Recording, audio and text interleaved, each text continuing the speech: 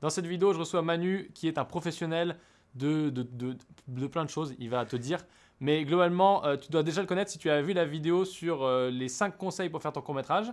Et d'ailleurs, dans cette même veine, cette vidéo va t'aider à trouver tout simplement, à répondre aux questions. Donc, comment trouver de l'argent, comment gérer l'argent, comment le dépenser, comment ne pas en perdre trop.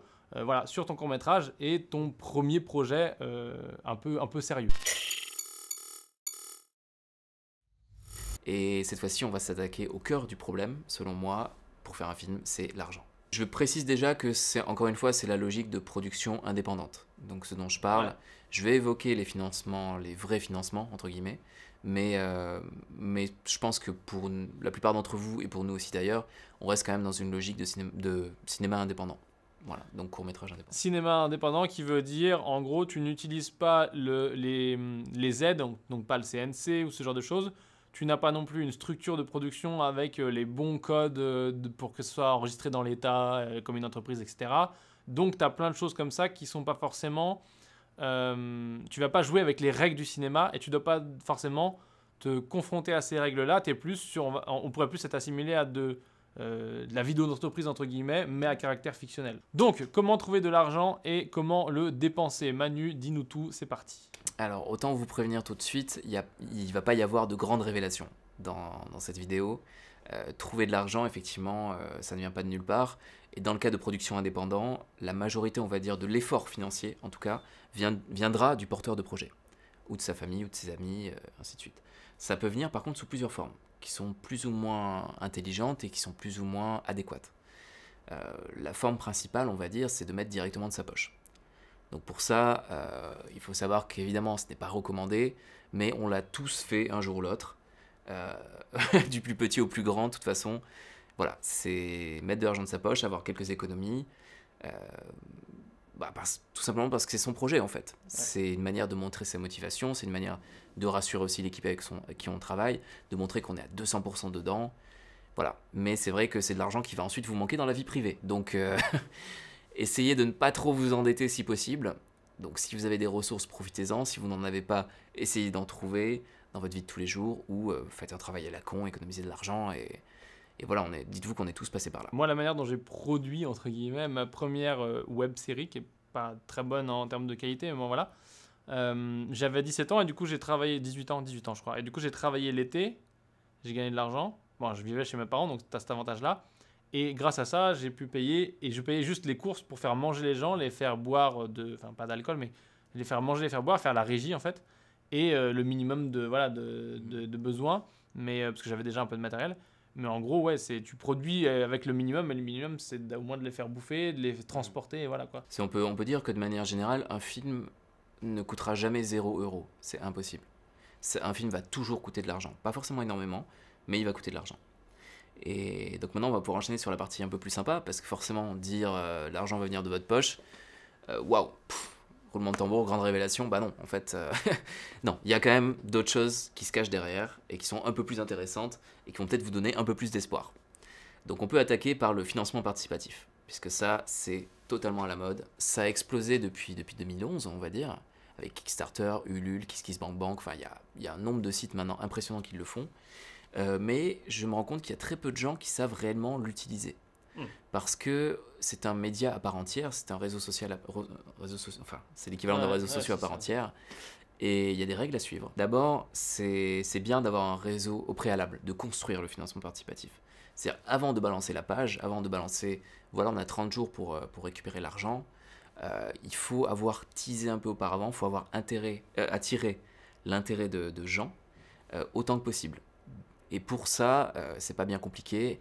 Ça peut être des concept art, donc des dessins inspirés du scénario. Ça, c'est le must, on va dire. Il y a des gens qui le font, hein. Il y a des artistes qui font ça pour pas forcément très cher, mais déjà, ça coûte de l'argent. Ça peut être un storyboard, ça peut être avoir un casting, des visages, faire des interviews du casting ou faire une vidéo, tout simplement. Donc ça, encore une fois, ça reste à peu près dans les conseils que, de toute façon, le crowdfunding va vous donner. Mais eux, ils vous le donnent à partir du moment où la campagne est lancée. Moi, je vous dis de le faire avant, en fait. De créer un groupe Facebook, de commencer à faire monter un peu le buzz. Donc, c'est une forme de production, quelque part. Parce que ça aussi, ça demande du temps. Moi, quand j'attaque un crowdfunding, je m'y prépare 2 mois à l'avance. Au moins 2 mois à l'avance, en coordination avec toute mon équipe. Donc c'est-à-dire que je ne suis pas seul dedans. Chacun va apporter des inputs, chacun va apporter des possibilités d'ouverture en fait. Et une fois que j'ai tout ça, je synthétise et je balance sur la page. Surtout sur le crowdfunding, il faut être réaliste. La moyenne des crowdfunding en France pour la fiction, c'est de 3 000 euros. Donc il faut vraiment être réaliste. Vous n'obtiendrez jamais énormément d'argent à travers ça. Déjà, il y a beaucoup de courts-métrages dont le pitch est le même, de pages qui sont pas complétées et pas originales, et surtout pas originales, de porteurs de projets qui sont débutants, et quand tu es débutant, c'est une bonne solution, mais c'est pas forcément la solution parce que tu peux te décourager parce que ça va pas marcher. Il y a 99% de chances que ça marche pas parce que t'as pas de quoi prouver que c'est intéressant pour les gens, sans parler qu'il n'y a pas de retour sur investissement, donc ça, voilà. Et après, ouais, c'est vrai que aujourd'hui, là, tu peux taper sur n'importe quel truc de crowdfunding pour des courts-métrages, il y en a à peu près 20 000. Et si tu n'as pas de communauté, ça veut dire que tu pars de zéro, tu pars même en dessous de zéro, quoi, parce que tu demandes de l'argent sans avoir de communauté, c'est compliqué, quoi. À moins que tu profites de la communauté de quelqu'un d'autre. Oui, ou que tu t'appuies sur un média qui était déjà connu. Donc, mon dernier exemple en date, c'est avec un ami, on a adapté le premier chapitre d'un roman qui existait, pour lequel on a obtenu les droits. Donc, voilà, en mode non commercial, mais en tout cas. Et du coup, on a bénéficié de l'appui de la communauté, qui existait déjà. Pas mal, ouais. Et forcément, on a récolté plus que les fameux 3 000, la moyenne des 3 000 euros dont je vous parlais. Les autres moyens de trouver de l'argent, là, c'est la partie intéressante. C'est des coups de chance, on va dire, parce que ça vient de rencontres. Il y a des organismes, à l'heure actuelle, qui investissent dans l'audiovisuel. J'en ai rencontré quelques-uns, c'est des associations en général, qui sont des associations audiovisuelles ou pas, qui peuvent venir dans notre milieu ou défendre une autre cause, mais qui, pour une raison quelconque, peuvent être intéressés par votre film. Donc c'est lié en général au scénario, il faut que ce soit quelque chose qui s'approche de leur cœur de métier, en fait, à eux. Mais on peut trouver des sommes de 1 000, 2 000, 3 000 euros, jusqu'à 5 000 euros, je pense. Enfin, ça m'est arrivé jusqu'à 5 000 euros, de personnes ou d'organismes qui voulaient tout simplement faire du mécénat. Parce qu'ils avaient confiance en la vision ou en le scénario, enfin, ils y trouvaient un intérêt quelconque. Après, on va beaucoup parler de placement de produits. Le placement de produits, donc c'est un terme qui vient des longs métrages, clairement. Et dans l'idéologie du long métrage, ça a du sens. Parce qu'un placement de produit, c'est de la publicité. De la publicité plus ou moins déguisée, mais de la publicité. Ça, c'est une logique qui ne peut pas être adaptée au court métrage. Parce qu'un court métrage, par définition, est réservé à un petit nombre de gens. Même si votre court métrage est diffusé sur des chaînes de télé, très peu de gens vont le voir en termes de valeur absolue. Donc aucune marque, a priori, n'a intérêt à investir dedans. Parce qu'il n'y aura pas de visibilité derrière. Mais on peut obtenir du placement de produits sous d'autres formes, c'est-à-dire sous des formes de matériel. Comme on peut avoir pour des youtubeurs d'ailleurs. Les youtubeurs qui commencent à avoir un certain nombre de vues, on le voit, se font contacter par des marques qui leur offrent du matériel pour en faire des reviews. Vous pouvez négocier ce genre de choses pour des films, ça marche aussi. Essayez d'être dans une relation de confiance avec un loueur de matériel audiovisuel sur Paris. C'est-à-dire que les loueurs, quand on fait appel à eux, ont des tarifs officiels.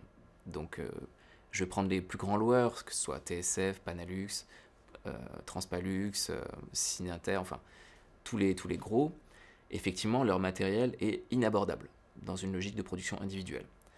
Mais si on va les voir en étant clair sur ce qu'on veut faire, et si on le fait à certains moments où ils ont potentiellement moins de demandes, donc c'est des moments où les loueurs peuvent vous faire des tarifs préférentiels. Le week-end aussi, c'est un truc tout con, mais le week-end, vous ne payez que un jour sur deux. C'est-à-dire vous prenez le matériel vendredi soir, vous le ramenez lundi matin, vous ne payez qu'une journée. Donc c'est quand même pas dégueulasse. Et dans le cas où vous êtes étudiant, effectivement, vous pouvez choper des réductions jusqu'à 70 voire 80%, juste en discutant avec eux. Donc faut pas avoir peur d'aller les voir si vous voulez. Il faut pas mendier non plus, mais ça ne coûte rien de leur parler. Eux, dites-vous que c'est aussi dans leur intérêt de découvrir les futurs grands cinéastes de votre génération. Donc n'ayez pas peur. Au moins, demandez-leur. Et après, vous verrez ce qui peut se passer ou pas. Une autre possibilité, c'est de faire appel à des gens comme moi. C'est-à-dire des producteurs indépendants. Les courts-métrages, on investit à perte. On ne fait pas d'argent avec les courts-métrages. C'est très important. Donc pour un producteur qui est dans une logique semi-pro ou professionnelle, c'est de l'argent perdu, quelque part. Donc à moins qu'il ait fait une année incroyable et qu'il ait de l'argent à balancer par les fenêtres, ou qu'il croit particulièrement en vous, donc qu'il soit prêt à investir à perte, un producteur indépendant ne va pas vous donner de l'argent comme ça. Mais ils peuvent vous ouvrir son réseau. Et comme pour les loueurs, la même logique avec les loueurs, c'est que le réseau du producteur indépendant peut vous faire vous débloquer, je ne sais pas, un ingé son, un steadicam, un comédien, qui, si vous les aviez contactés directement, vous auraient demandé de l'argent. Et qui, là, accepterait de le faire à des tarifs bien en dessous des leurs, parce que le producteur leur a demandé, tout simplement.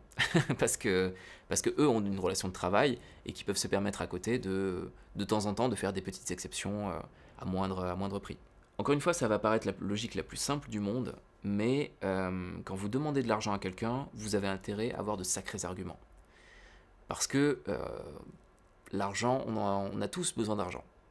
On a tous quelque chose qu'on a envie d'acheter là, maintenant, tout de suite, qu'on n'achète pas, parce qu'on n'est pas fou et que cet argent, on le garde de côté pour payer son loyer, par exemple. Mais l'argent, on a tous une raison de le garder pour nous. Donc pour convaincre d'autres personnes de vous donner de l'argent, voilà, il faut arriver avec un vrai dossier.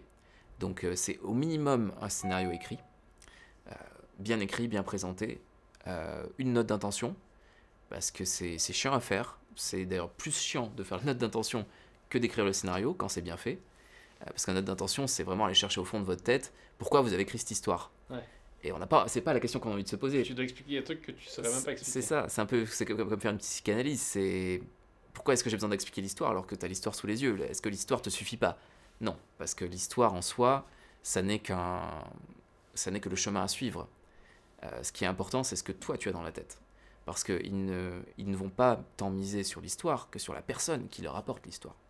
Et vous avez besoin de leur montrer en quelques lignes qui vous êtes, pour qu'ils puissent vous faire confiance. Un autre truc qui est super important, une autre manière de produire qui n'est pas pour tout le monde, qui n'est pas vraiment même du tout pour tout le monde, mais c'est tout simplement si tu veux, par exemple, je sais pas, si tu veux faire ton court-métrage et que tu sais déjà faire des choses, peut-être tu as déjà une entreprise, tu fais déjà des vidéos pour des clients ou autre, tout simplement augmenter ces compétences-là, vendre tes compétences, donc continuer à les vendre, que ce soit pour toi pour vivre ou pour faire ce qu'on va dire, c'est simplement produire ton court-métrage avec le résultat et le chiffre d'affaires de ton travail. Et donc ça, par exemple, c'est quelque chose que tu peux faire, voilà. Donc tu fais des vidéos pour des clients, que ce soit de la fiction ou non, à peu près n'importe quoi. Et après, tu peux prendre une partie de cet argent pour autoproduire, basé sur les résultats de ton travail. Il y a trop de gens qui restent dans l'inaction de ne pas avoir l'argent, de ne pas avoir le scénario, de ne pas avoir le budget, de ne pas avoir ci, ça. En fait, ce qui est intéressant, c'est de prendre aujourd'hui ce que tu as chez toi maintenant et de tourner une histoire. Ça peut être n'importe quoi, ça peut être tu prends ton gamin et tu racontes l'histoire de ton gamin qui va acheter une baguette à la boulangerie. Ça peut être n'importe quoi, ton cousin. Il faut que tu prennes ce que tu peux avoir à disposition et tu racontes une histoire simple. Tu commences avec un truc très très simple, la base, un embryon d'histoire. Et petit à petit, chaque semaine, chaque mois, quand tu as le temps, tu te challenges à rajouter des éléments pour complexifier ça. Potentiellement, si tu commences et que tu persévères et que tu es patient et que tu exécutes à chaque fois en faisant le mieux possible, dans quelques années, tu vas savoir super bien raconter des histoires. Et le budget, ce sera une autre question que tu te poseras à ce moment-là, mais tu auras au moins les capacités de réussir ou de mieux réussir le projet que tu pourras entreprendre. Pour résumer un peu ce qu'on vient d'évoquer juste avant, les financements possibles sont l'argent personnel, qui doit à peu près toujours venir en premier, c'est la base. Le crowdfunding, qui n'est quand même pas à négliger, ça permet de choper un peu d'argent malgré tout. Le mécénat, alors le mécénat association ou particulier, mais c'est une question de réseau, donc c'est très aléatoire. Le placement de produits, mais pas sous forme financière, parce qu'on ne vous donnera pas d'argent pour le placement de produits dans le cadre de court-métrage, on vous donnera du matériel. Et la dernière, c'est le réinvestissement de votre travail. Donc si vous faites un travail approchant, dans l'audiovisuel ou approchant, vous allez peut-être vous équiper en matériel pour ce travail, matériel que vous pourrez réutiliser pour vos propres tournages. Ou, comme disait Maxime... Ou argent des prestations que tu as fait pour tes clients. C'est ça, argent des prestats que vous pouvez réinjecter, donc du coup, dans vos créations. Et pour finir, bien entendu, le plus important, puisqu'il est là aujourd'hui, ou son type est là aujourd'hui, c'est le producteur indépendant. Donc c'est tout simplement des producteurs qui produisent de façon indépendante, comme leur nom l'indique. Au moins, ils vous aideront à structurer votre projet. Donc ils vous feront gagner énormément de temps. Ça sera comme un crash test en fait. Vous allez voir avec eux, ils vont vous dire tout ce qui ne va pas. Une fois que vous l'aurez réglé, vous pourrez aller voir d'autres personnes qui auront moins de patience et moins de pédagogie, mais qui seront d'autant plus réceptives à votre projet. Parce que dites-vous bien que quand vous démarchez quelqu'un pour de l'argent, vous avez une chance. Ça marche ou ça marche pas, tout simplement, parce qu'ils n'ont pas le temps. Maintenant qu'on a vu comment trouver de l'argent, on va voir comment le dépenser et surtout comment le dépenser correctement. Oui, parce que dépenser de l'argent, c'est pas la chose la plus compliquée du monde, hein. Ça on sait tous le faire. Mais dans le cadre d'un film, il faut être vraiment très précis parce qu'en général, vous aurez juste l'argent dont vous avez besoin.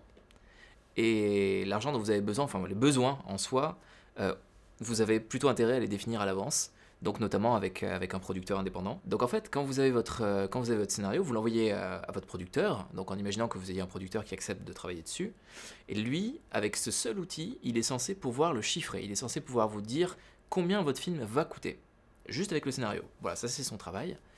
Et à partir de là, donc vous avez une idée à peu près de la somme que vous devez réunir. Donc on va dire, allez, 10 000 euros. Je considère que le film ne commence qu'à partir du jour où vous avez cette somme. C'est-à-dire que vous avez un scénario, vous avez une estimation de budget à peu près raisonnable, et vous avez le budget. Donc a priori, c'est bon. Là, on peut considérer que le film va avoir lieu. Ça n'empêche pas que le budget ne sera sans doute pas suffisant, parce qu'on est toujours en dépassement. J'ai jamais fait un court-métrage dans lequel on n'a pas dépassé ce budget prévisionnel, parce qu'entre la théorie et la pratique, il y a un monde d'écart. Mais voilà, c'est là que le travail commence. Et à partir de ce budget, donc je peux vous donner quelques chiffres rapidement. C'est vrai que j'ai tendance à considérer, donc en production indépendante, que c'est au minimum 1000 à 2000 euros par jour de tournage effectif. Que l'on soit sur Paris ou en province, peu importe, c'est comme ça que ça marche. Sachant que, en général, les équipes étant basées sur Paris, ça coûtera forcément un peu plus cher de les faire venir en province. Tourner en province, c'est plus difficile que tourner sur Paris, d'autant plus quand les gens ne rentrent pas chez eux le soir, parce que ça veut dire des dépenses supplémentaires d'hébergement, de nourriture, de confort, enfin voilà. Des petits types tout simples, c'est plus cher et c'est plus difficile de tourner de nuit que de tourner de jour, parce que c'est moins dans notre rythme biologique, enfin pour la majorité des gens en tout cas. C'est plus difficile de tourner en extérieur qu'en intérieur, parce qu'on ne maîtrise pas les conditions météorologiques. C'est plus difficile de tourner en hiver qu'en été, en extérieur notamment, pour des raisons évidentes également. Enfin voilà, c'est plein de petits détails qui de toute façon ont censé avoir été pris en compte par le producteur. Il faut vraiment aller à l'essentiel. C'est-à-dire qu'est-ce qui va être utile pour le film. Et ça c'est difficile, parce qu'en fait, on n'a jamais trop d'argent pour faire un film. Jamais. Il y a toujours des choses qu'on aimerait rajouter, qu'on aimerait prendre au dernier moment. Bon, à la base, c'est de toute façon d'avoir des imprévus, de prévoir une certaine somme pour le tournage qui vous permettra de compenser les dépassements, parce qu'encore une fois, il y en aura toujours, on le répète jamais assez. et au-delà de ça, effectivement, c'est de le dépenser de manière raisonnable, mais de manière raisonnée aussi. C'est-à-dire, un exemple tout con, défrayer les gens, ça devrait être automatique. Un technicien qui vient bosser bénévolement sur votre film ne doit pas en être de sa poche. Ça, c'est la règle d'or, on va dire. Mais ce défraiement peut varier d'une personne à l'autre, d'un poste à l'autre, suivant si la personne ramène son propre matériel ou pas. Donc c'est à négocier au cas par cas, mais je sais qu'en ce qui me concerne, le son et le make-up, ce sont le son parce qu'ils ramènent toujours leur matériel, et le make-up parce qu'il y a des dépenses, des achats de matériel indispensables, enfin des achats de produits. Pour moi, le défraiement est automatique, la question n'a même pas à se poser. Il y a aussi des dépenses qui ne peuvent pas être zappées. C'est-à-dire que quand des gens viennent bosser sur votre film, on considère qu'ils ont intérêt à y bosser dessus pour leur expérience personnelle. C'est comme ça qu'on arrive à le vendre, en tout cas, la plupart du temps, parce qu'en général, les équipes sont jeunes, sont en début de carrière, on a tous envie déjà de se faire plaisir, et ensuite de progresser dans notre métier.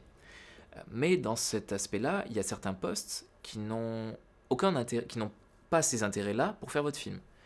Parce que eux, soit sont plus expérimentés, donc à ce moment-là, ils le font bénévolement, mais ils savent dans quoi ils s'engagent, soit parce qu'ils sont à des postes particulièrement exposés, et tout simplement c'est leur santé qui est en jeu, et à ce moment-là, n'espérez même pas les avoir gratuitement. Et je pense en particulier au Steadicam, par exemple. Steadicam, qui est un outil extrêmement répandu, qui est canon à l'image, qui peut transformer des scènes quelconques en scènes à couper le souffle, mais n'espérez pas, ne demandez même pas à avoir un Steadicam gratuitement. C'est absolument impossible, à moins de tomber, à moins que le Steadicammer soit votre meilleur ami. Mais dans ce cas-là, la question ne se pose pas. Et encore, c'est un coup à perdre son meilleur ami, parfois. Et ce qui est vraiment fascinant avec l'argent, c'est qu'on le voit comme une contrainte, mais c'est surtout et aussi une protection. Parce qu'il n'y en a pas beaucoup, ça vous oblige à être efficace. Vous devez cibler les dépenses essentielles, aller à l'essentiel, et éliminer tout ce qui ne l'est pas. Ça peut se traduire aussi, par rapport à votre plan de travail, en hiérarchisant les plans, en se disant, il y a ces plans-là qui sont absolument indispensables à l'histoire, je dois les tourner, ils coûtent tant, je le sais, je le fais. Et d'autres qui sont secondaires, qui sont un peu moins importants, que l'on peut se permettre de faire si on a une journée particulièrement efficace et qu'on finit en avance et on se dit ok, on se rajoute un ou deux plans, mais il faut être prêt à y renoncer parce que c'est souvent ça aussi.